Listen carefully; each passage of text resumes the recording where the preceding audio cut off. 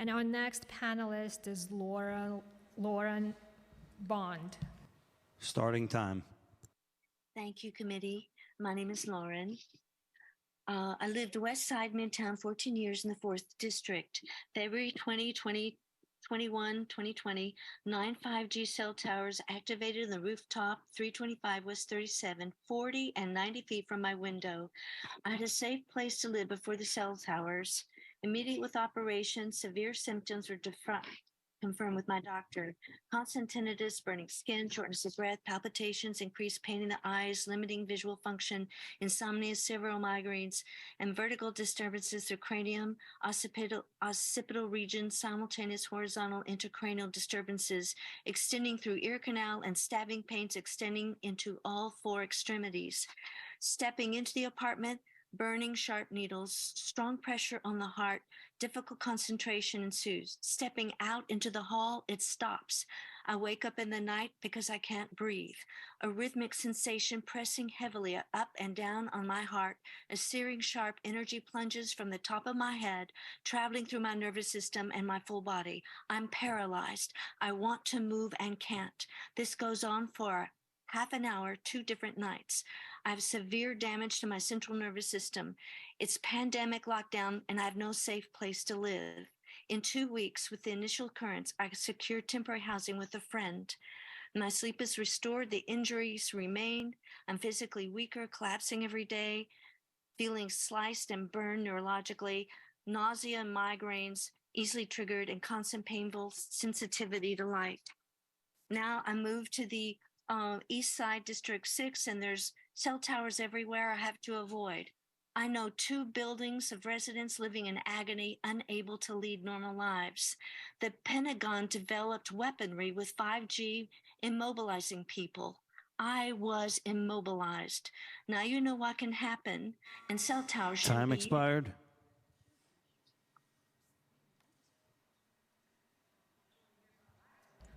You can continue your testimony, Ms. Bond. Thank you. I wanted to highly encourage using wired broadband because it is safe, reliable, efficient, and cheaper. And it's already been paid for, the copper wiring.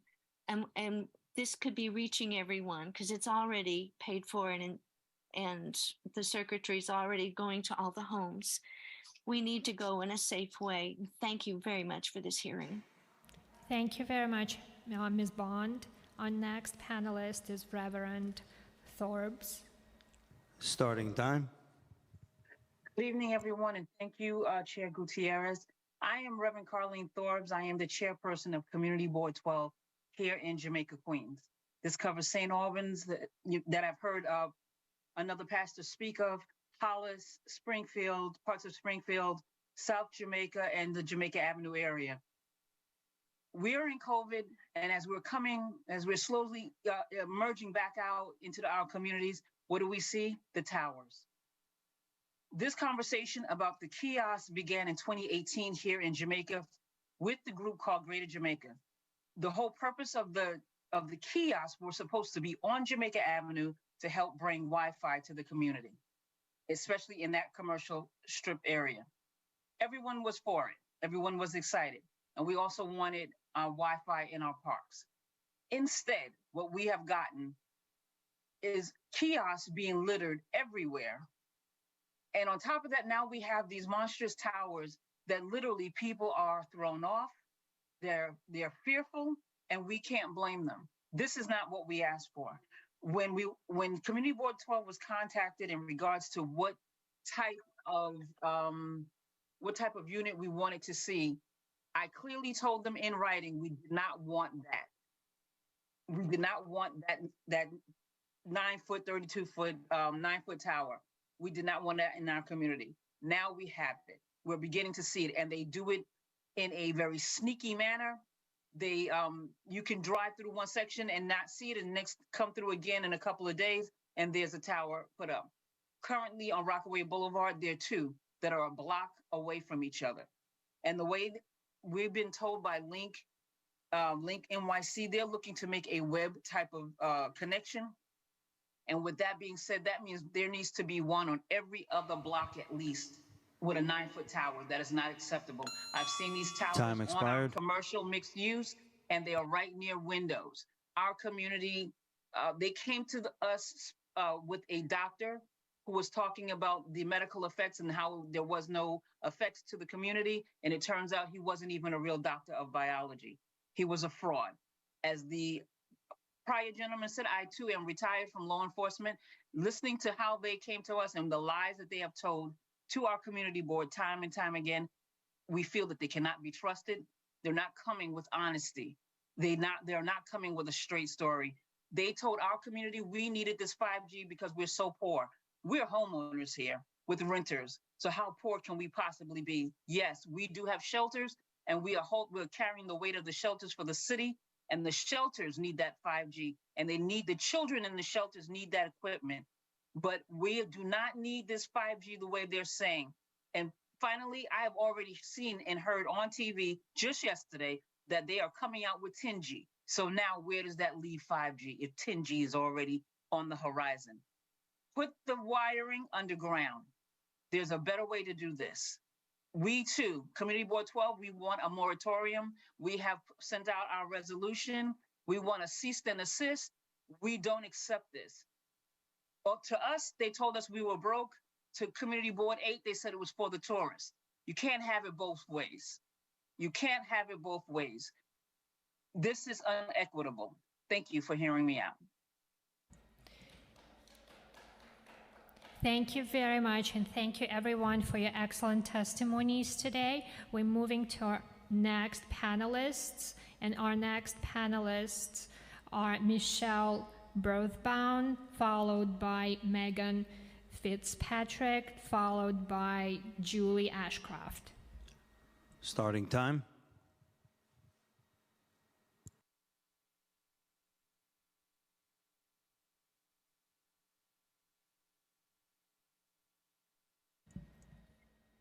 Hello, Chair Gutierrez and members of the committee.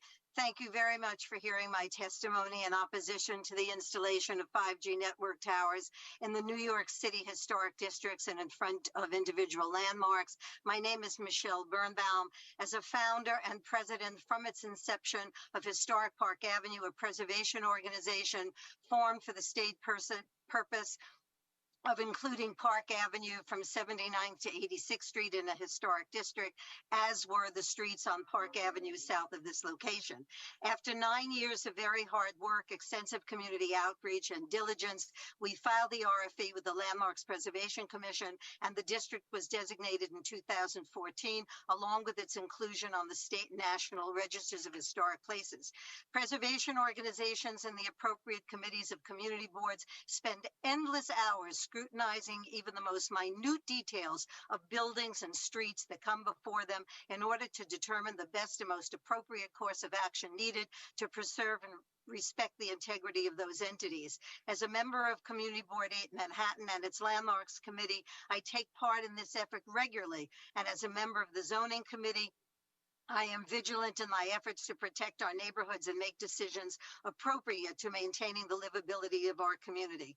The installation of 32-foot tall 5G network towers and 5G multiple modules placed on lampposts are the antithesis of respecting the aesthetic standards of our historic districts and violate not only the city standard for historic districts, but the federal standards as well.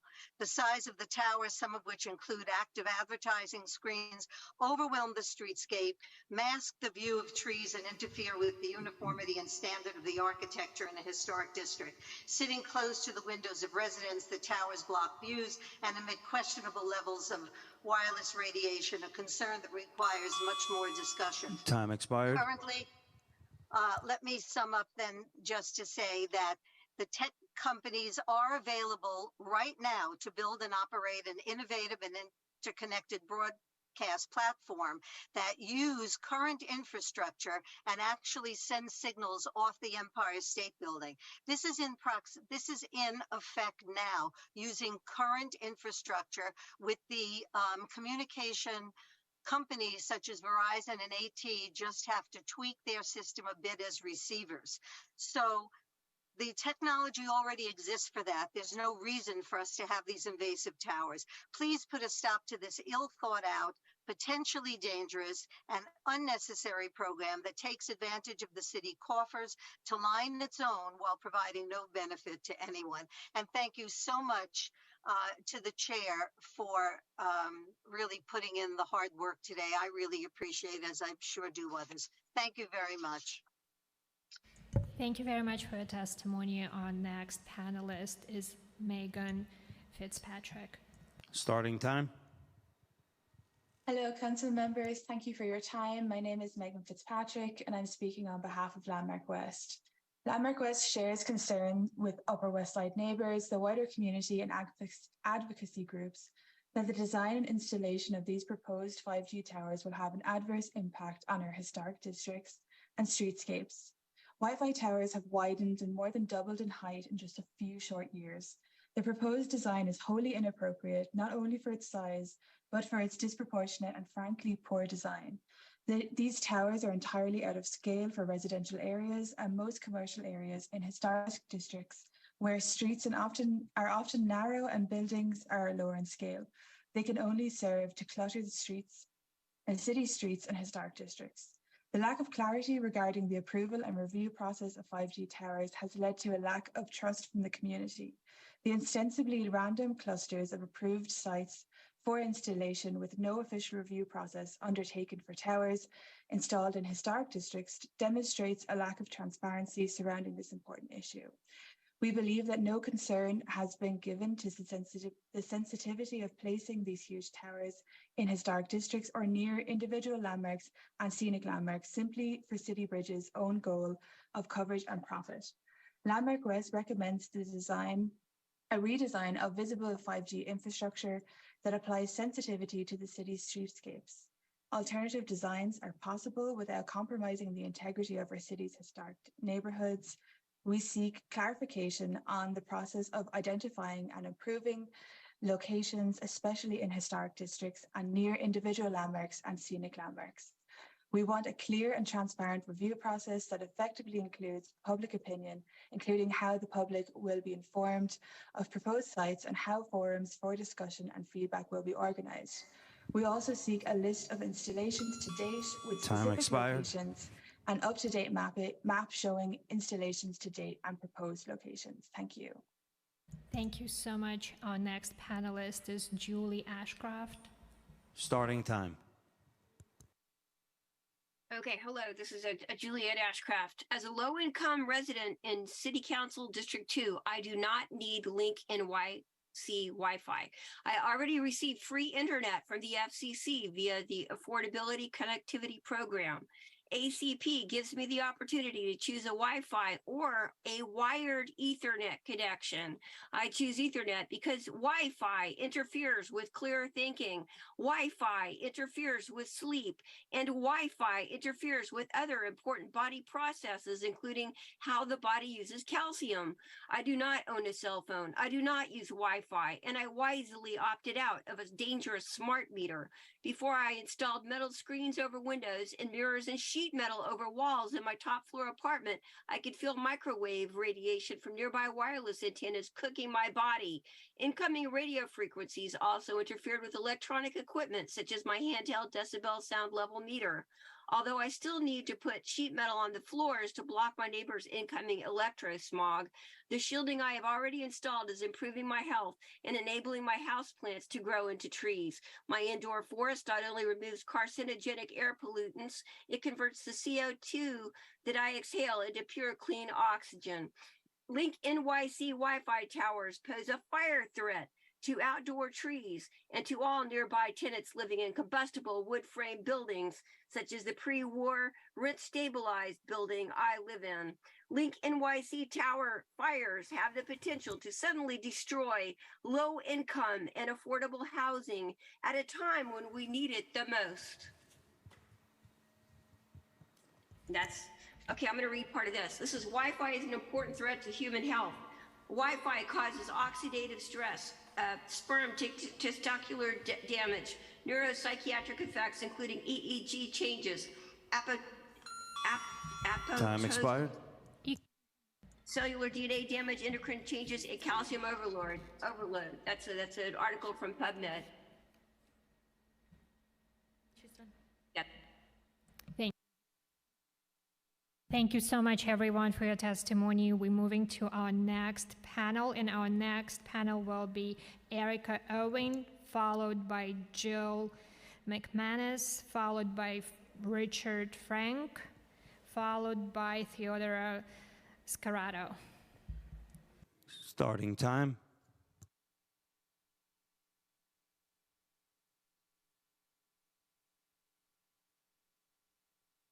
Hello, my name is Erica Ewing, and I am CEO and founder of Gotta Stop LLC. I'm a 24-year resident of Harlem. I'm on the board of trustees of Mount Morris Park Community and Improvement Association, and I'm former chief of staff of Black Lives Matter of Greater New York and a member of Delta Sigma Theta Sorority Incorporated. The towers that have been proposed in the Marcus Garvey Landmark District, I want you to know, one, we already have Wi-Fi services that is provided all along our park through the New York City Department of Parks and Recreation. Selling our Harlem streets to wireless telecommunications companies for their own profit is not something Harlem asked for, wants, or needs, nor was our historic district listed in the current Third Amendment of the franchise agreement. There is no singular definition to define the digital divide. The Link 5G cell towers franchise agreement with City Bridge solely concentrates on one aspect of the digital divide, which is availability, and blatantly ignores the other aspects, such as affordability, quality of service, relevance, and safety. Mount Morris Park residents, business owners, churches, daycare, schools, homeowners, community-based organizations, associations, including the New York City Parks and Recreation Department and the Harlem Historic Park Administration living within the proposed area of the 3 Link 5G towers were not consulted or given a needs assessment survey. So, again, Harlem did not ask for it, we don't want it, and we don't need it. Thank you. Thank you. Jill McManus. Starting time. Thank you so much for having this very important hearing. Can you hear me? Yes, we can. All right, thank you. I am a lifetime New Yorker, live in the Community Board 8 area, which has rejected the towers. These towers,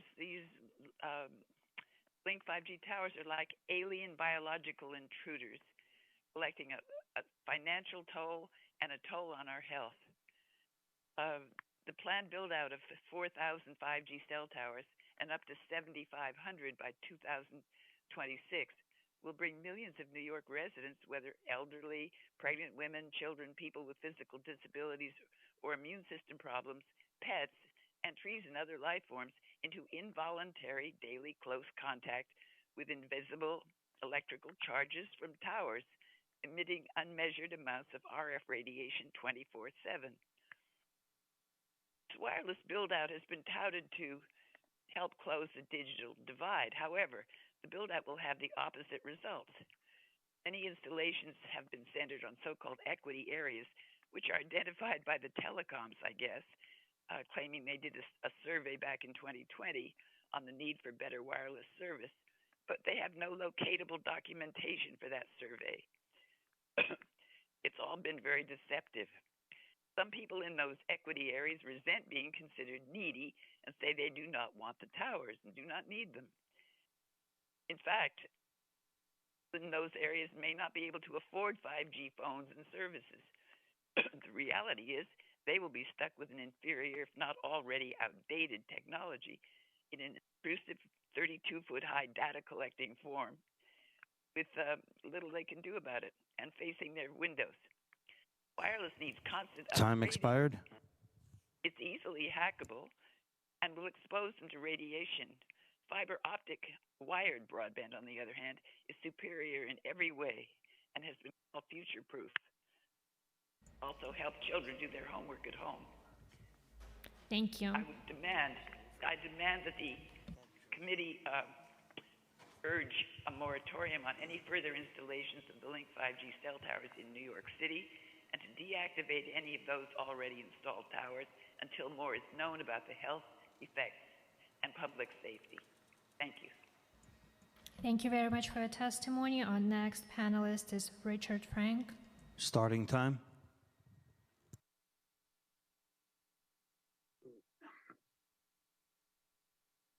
Hello, my name is Richard Frank. I'm a broadband consultant. I've been designing and building fiber optic networks for over 40 years. I was asked by Odette Wilkins of wiredbroadband.org to chime in. I have designed and built networks in multiple states utilizing public and private funds, underserved areas of community, most notably a $40 million network connecting rural schools in impoverished Mississippi under a President Obama VTOC grant. I have twice been invited to speak on national syndicated radio, Gigabit Nation, as a broadband subject matter expert.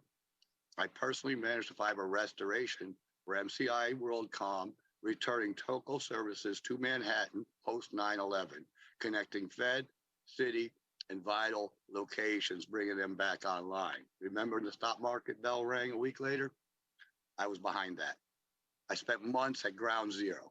I am currently engaged with a large engineering firm building fiber network to underserved areas of New York State via USDA grant. The USDA would not approve this project for funding as they would consider it unsustainable.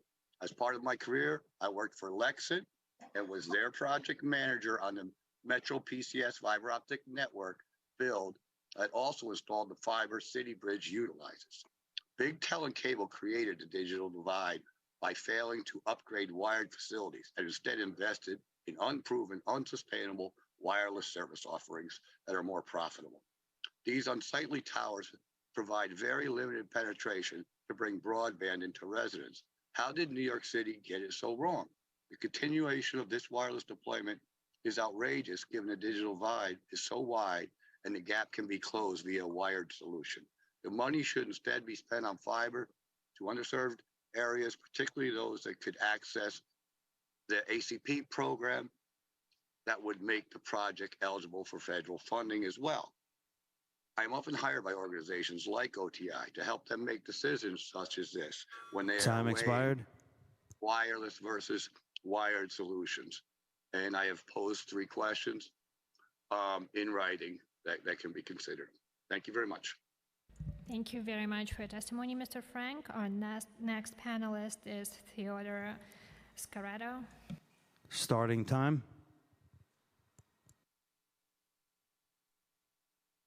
Unmute. Okay. You're thanks. unmuted. Okay. I'm Theodora Scarrato, Executive Director of Environmental Health Trust. We are a scientific think tank. I just want to start in response to some of the testimony. 5G is a corporate land grab. It's pitched as bridging the digital divide.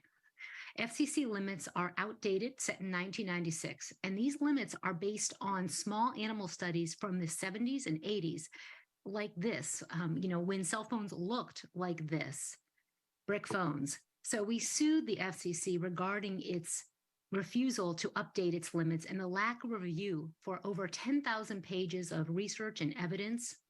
And by the way, the majority of studies show adverse effects. You can run it a lot of ways. Glad to explain in the question time more on that. In 2021, we won our lawsuit against the FCC. The U.S. Court of Appeals DC Circuit ordered the FCC to address what it had ignored, specifically the published research indicating impacts to the brain, to memory, inflammation, the endocrine system, children's vulnerability. Children absorb this radiation deeper into their more sensitive brains, the health effects of long-term exposure, because these limits are designed for short-term heating effects, but not long-term daily exposure for years, and environmental impacts. The FCC ignored studies showing damage to birds, bees, and tree canopy. Now, it's been nearly 2 years, and the FCC has not responded to the court mandate. The U.S. government can't explain how its antiquated 1996 limits protect human health or the environment. Why? Because there's no one watching the store. The EPA, CDC, FDA, National Cancer Institute, and World Health Organization have not scientifically reviewed the totality of the up-to-date research, and certainly not on 5G, 4G, or bioeffects related to long-term cell tower level radiation. There's no risk assessment and no reports by these agencies. And the last thing I'll say is that that is because there's no federal agency with any funded activities regarding cell tower radiation, no federal measurement or oversight program. It's a regulatory gap. And we sent numerous letters to the OTI. They have not answered that related to where are the RF reports for what the radiation emits, and are those levels even compliant with the antiquated levels that we have, limits that we have. So there's still been no response to our letter, which I sent in the testimony. I submitted extensive written testimony to you. Thank you. Thank you very much. Theodora, right? That's your name? Sorry, thank you so much for your testimony. Can you expand a little bit on what the mandate determined in 2021 and how the FCC is not in compliance if they're not meeting this mandate? Well, the FCC decided in 2019, so a few years ago, that the 1996 limits, the ones set decades ago based on science developed earlier, that those did not need to be updated. Now, there had been a almost 7-year inquiry where the FCC was accepting science, testimony, recommendations. It had asked the questions, should we update these limits? Should we update based on children's vulnerability? They actually asked all the right questions in their inquiry. And they have a record with over 10,000, actually more than that, pages of science and evidence. Then in 2019, they said, oh, we looked at it and we decided that there's no reason to change the limits, to update them. And so that is actually when they triggered and greenlighted the 5G streamlining, the fast track rules at the federal level.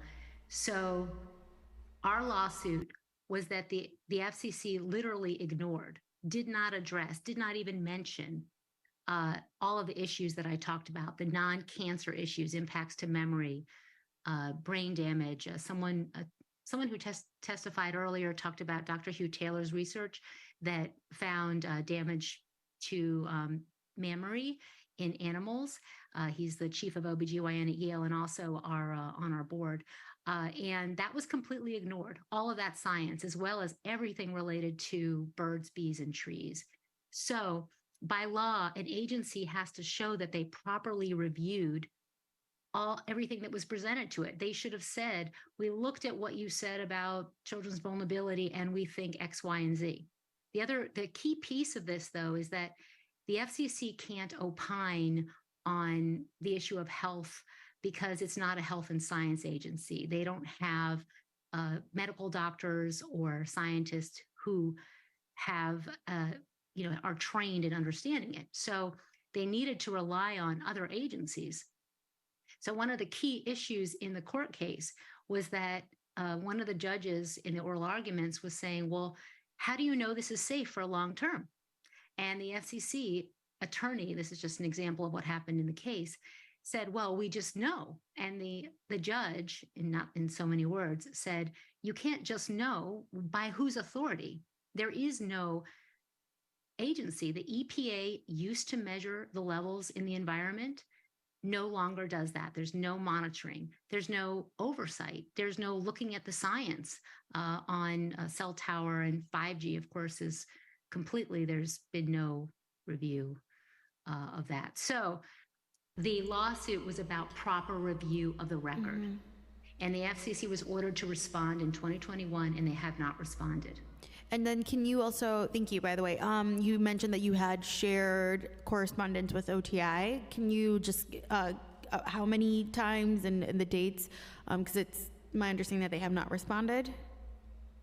Right. In fact, it was sent to, okay, so I have to pull it up. Yeah, when you can submit it. 3 or 4, maybe 5 times I sent them this letter. And finally, I sent it to a council person who sent it. And then I got an email back that it was now a FOIL, you call it a FOIL, a public information request, and I have not gotten a response. And my question was, where are the RF radiation measurement reports? And at OTI said in a meeting way back, one of the community board meetings, they said, oh, well, we don't have any antennas in there, so we don't have that information. But you see, the way it normally works is when there is an application for a facility, there's a computer simulations that can be done to estimate what the levels will be based on what's in the environment, based on the projected antenna strength and frequency and so forth.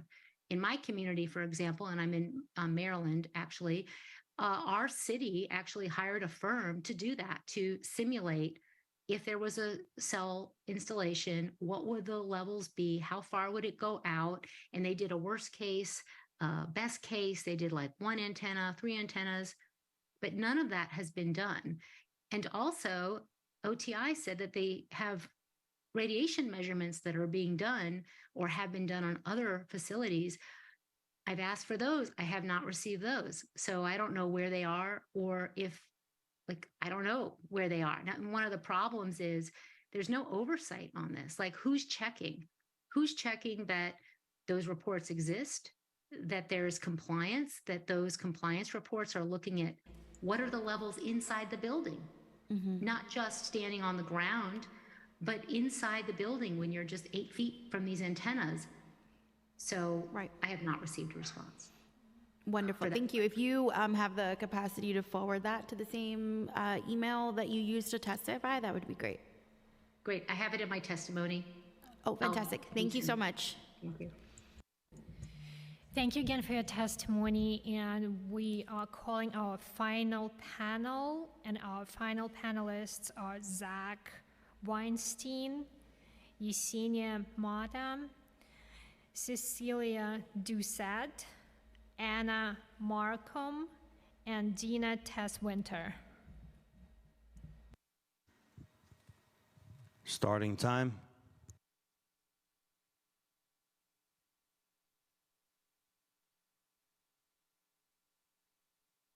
Mr. Weinstein? Yes, I'm sorry. I was unable to unmute myself for a while there. If you could restart the clock, I'd appreciate it. No problem.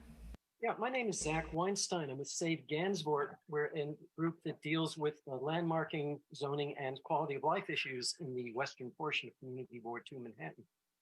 I'd like to talk about problems with the siting process for these 5G towers, and I'll give some examples from our community. OTI and CityBridge have emphasized the detailed guidelines and multiple layers of review that govern the siting process. But reviews are meaningless if project planners never analyze the results and respond to complaints and suggestions in a meaningful way. For example, Manhattan Borough President Mark Levine wrote a letter expressing multiple concerns. As far as I know, and I checked with his office many times, he received no response. All of our local elected officials sent a joint letter asking for a moratorium, detailed reasons. No response from OTI. Community Board 2, as you heard from Will Benish, passed a detailed 3-page resolution requesting a moratorium in our community. There has been no response from OTI. But it wasn't just that there was no response to that resolution. Something worse happened. Despite OTI telling Community Board 2 that it was still reviewing comments and that there was still time for CB2 to weigh in and to have their resolution considered, a mere 10 days later, CityBridge started pouring foundations for 2 of these towers on Washington Street. The decision must have been made before the CB2 hearing, given the lead times necessary to survey the site and to schedule construction. Second, OTI and CityBridge have been completely unable to follow their own guidelines. In our area, there's a tower adjacent to an individual landmark that violates OTI's guidelines. There were 2 towers on one block that violates OTI's own guidelines. There are towers with advertising screens located within historic districts that violates OTI's own guidelines. There are towers too close to trees. Time expired. I'll just finish. Towers that leave less than 8 feet of sidewalk for pedestrians, towers blocking stop signs, all violate the guidelines. And this isn't just a matter of violating the letter of the law, violating the letter of the rules. The big question here is, if OTI and CityBridge have made such a mess of the siting process, how can we trust that they will be able to avoid going bankrupt, successfully bridge the digital divide, and guarantee that the 5G towers are being operated in compliance with all safety standards, inadequate as those standards may be? Thank you very much. Appreciate your time and greatly respect your tolerance, patience, and stamina for running this hearing. Thank you very much, Mr. Weinstein. And our next panelist is Yesenia Mata. Starting time. Thank you to the chair of the committee, Councilmember Gutierrez, for holding this important hearing. My name is Yesenia Mata. I am the executive director of La Colmena, an immigrant and worker rights organization based in Staten Island. I wanted to take this opportunity to discuss the partnership between La Colmena and Link NYC. Together, we created the Gigabyte Center in Staten Island to bring Wi-Fi to the immigrant community. La Colmena currently is a satellite for the city of New York to provide support and services to new arrivals around workforce development. The type of support that La Colmena has provided to new arrivals is around legal orientations, construction classes, pre-apprenticeship programs, ESL, and digital classes. As a Gigabyte Center, we have been able to reach many new arrivals. You see the way that many of them communicate is through WhatsApp. Also, the way they are able to stay in tune on the services they are available to them, and even further to do their check-ins with ICE or with court.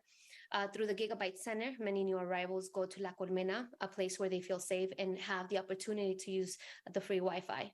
With all of the many services that we have and the amount of people that we see, the free Wi-Fi received through Link NYC has become very useful. We all know that Wi-Fi opportunities is very low in income, in low-income BIPOC communities. And the Gigabyte Center at La Colmena is currently providing those type of opportunities. Looking forward, we're definitely looking forward to being part of this conversation that will bring digital justice in BIPOC and immigrant communities. Thank you for your time. Yesenia, can I ask you a question? Yes, thank you for sticking around. For members of La Colmena, while they're in the space, the Gigabit space, do they all have the devices to be able to connect to Wi-Fi and 5G? Is that an issue as well for your members? So two things, right? I want to bring in, I want to talk about one instance. I remember one time La Colmena was distributing 50 desktops to the community, the Stapleton community and under-resourced community. And I remember we were distributing these desktops, and what ended up happening once the people got to their homes, they were like, oh yes, we don't have Wi-Fi. Mm-hmm. This is, and we didn't think that far, we weren't really, we didn't, that was the time when we started realizing that Wi-Fi is a luxury at this point, and that under-resourced communities don't have access to technology as other communities. So that's one instance. As for when Link NYC it came to La Colmena and we created the first Gigabyte Center to support the immigrant community.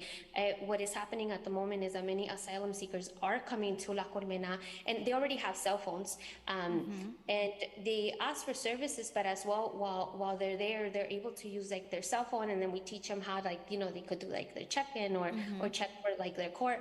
But because La Colmena is also the community immigrant center, many of them, once they get out of the shelter in the morning, they come to La Colmena or are around La Colmena using their cell phone. And every time they come up, they have a question, they come back in La Colmena, they say, hey, I just checked this online. Is this a service you have available? Or is this true that I could go to here and they'll provide me this service? So it's very interesting how I want to say it became like the hub, the Wi-Fi hub. And what is happening right now is that we have it right now in the Stapleton area, but now in our Port Richmond area, our day laborers in our community is also asking for a Gigabyte Center because it reaches a certain distance.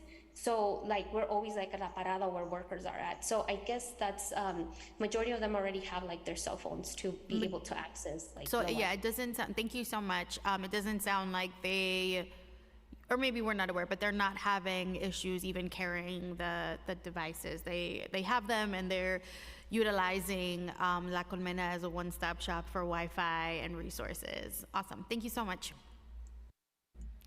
Thank you. Our next panelist is Cecilia Doucette. Starting time.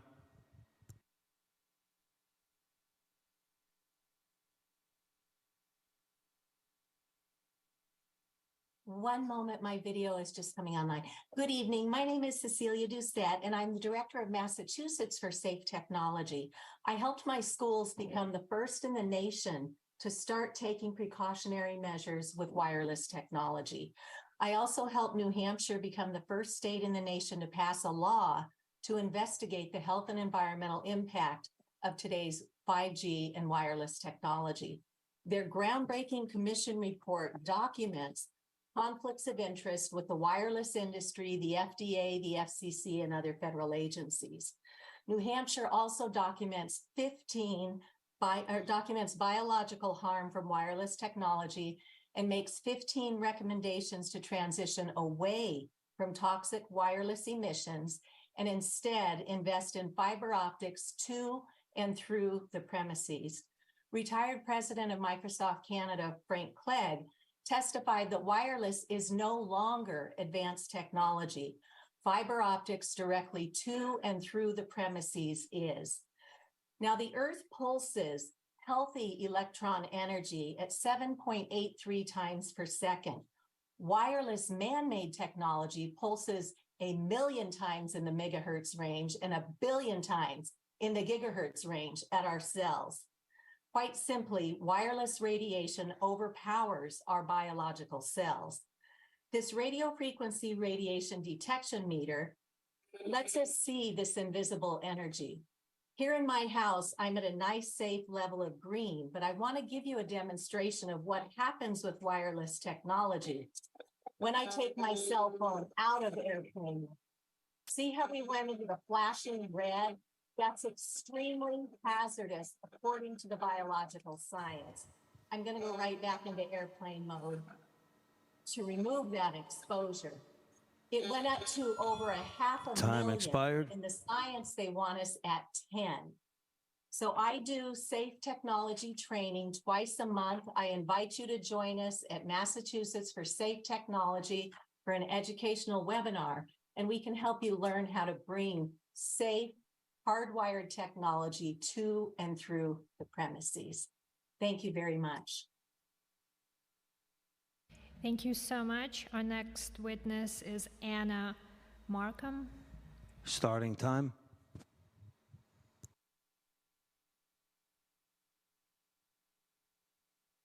Hello, my name is Anna Markham, and I am the Executive Director of Friends of the Upper East Side Historic Districts, and I am testifying on behalf of the organization today. Since the Link 5G program began its surprisingly unfettered and aggressive rollout last fall, we've expressed broad concerns about the proposed installation of 32-foot Link 5G towers throughout the Upper East Side and New York City. While we wholeheartedly believe that equitable and reliable access to high-speed internet is essential, there are a myriad of issues with the Link 5G project. One of the most puzzling is the opacity behind the siting of the towers. OTI and the City Bridge team have offered inconsistent reasoning, all equally vague, for the tower siting, oscillating between a strategic placement to bridge the digital divide and placing towers at the behest of various commercial telecommunication companies to fortify their networks. The absurdity of the siting plan is clearly illustrated in the proposed locations on the Upper East Side. 9 Link 5Gs are proposed in our neighborhoods, 7 of which are in historic districts. Inexplicably, 6 are located in a 2-by-9 block area of Carnegie Hill. Each of these towers are less than 3 blocks away from the next closest tower. In another part of the neighborhood, there are 2 towers, 1 diagonal block from each other at the southwest corner of Madison Avenue and 62nd Street and southwest corner of Park Avenue and 63rd Street. While City Bridge and OTI claim today that the siting for the towers was more thoughtful and spaced out than the initial rollout, these towers are 3 times the height of the original kiosks and much more visually intrusive. Clustering these massive towers in our historic districts would irreparably alter the built environment and rhythm of our streetscape. Friends is also troubled by the design of the towers. OTI and City Bridge have failed to appropriately address 2 key contingencies of their Public Design Commission approval: the LPC's jurisdiction over the siting of the towers and the requirement to research and develop a design more Time suitable expired. to residential areas and historic districts. Earlier this year, I asked OTI and City Bridge representatives about the requirement to research a more appropriate design, and it was not acknowledged as a written condition of the approval, and overall was disregarded. From a thoughtful redesign of the tower to cleverly blending the canisters housing the 5G connectivity equipment with the existing street architecture, there are surely more sensitive design solutions to this problem. The issues with the program extend well beyond what I've discussed today, including the rampant privatization of public space and the negative impact of these structures on ADA accessibility and congestion of our sidewalks. We strongly encourage more pause until they can outline clear processes for community engagement, approval, and transparency. Thank you. Apologies for going over. Thank you for your testimony. Our next witness is Dana Tasswinter. Starting time. Chair Gutierrez and committee members, thank you for this opportunity to testify. My name is Dina Tasswinter, and I am speaking on behalf of Village Preservation. Founded in 1980, Village Preservation is a 501c3 organization that works to document, celebrate, and preserve the special architectural heritage and cultural history of Greenwich Village, the East Village, and NoHo. Village Preservation was deeply concerned when plans were first announced to install these huge, ungainly 3-story towers on sidewalks across our neighborhoods, sometimes right next to residential windows and in or adjacent to landmarked areas with little to no public input. While towers located in historic districts will be subject to review by the Landmarks Preservation Commission, it is as of yet unclear how that process will work in this case. VP is grateful to have recently been granted consulting party status for the impending Section 106 review of these towers. However, many questions surrounding the city's process for the design, siting, and installation remain.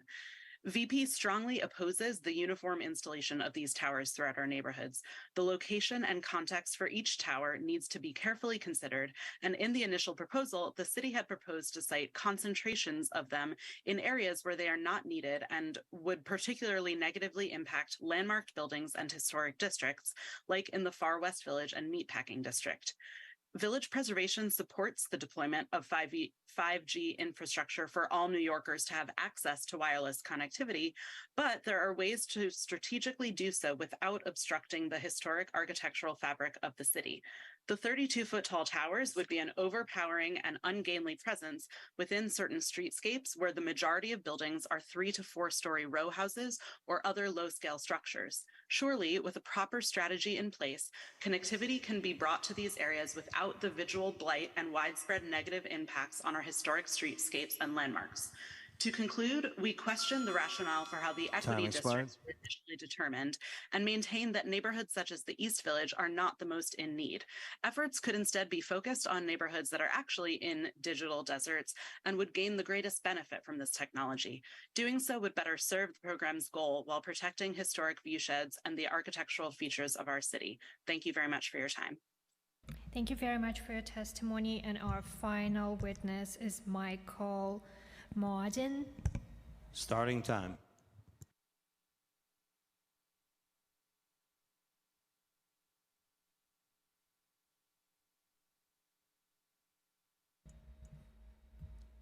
Do we still have Michael on Zoom?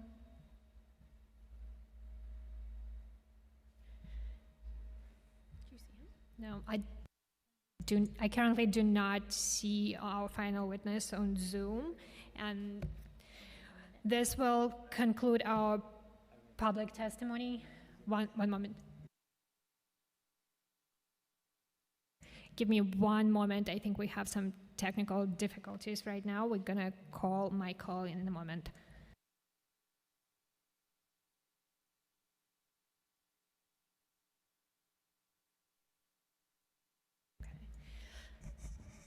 Looks like Michael experiencing some difficulties with Zoom right now, and this was our last panel. It will conclude our public testimony, and if you have registered to testify and haven't been called, please raise your Zoom hand on Zoom.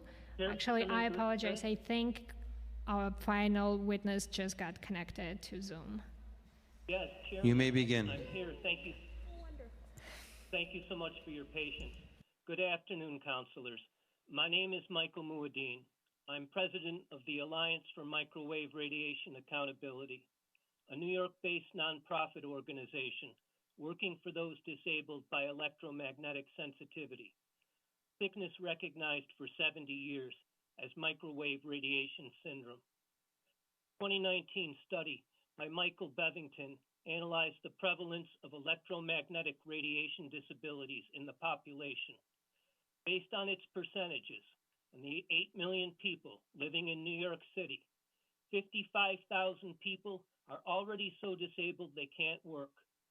Another 127,000 people have severe symptoms. Some 423,000 people experience moderate symptoms. 30% of your constituents, some 2.5 million people, are already dealing with mild symptoms of electromagnetic illness. The worst victims are refugees from radiation, forced to withdraw from society, unable to tolerate additional exposure from any source. The injured lose their civil rights and access to medical care, the legal system, and government. They can't walk into City Hall, a courthouse, a library, a bank, or a hospital. They're no longer able to go shopping for food or clothing. Every store is off limits due to the radiation from Wi-Fi and cell phones. You can't overcome the digital divide through wireless technology that causes microwave radiation syndrome and disables even more people, barring them from civic life and public spaces.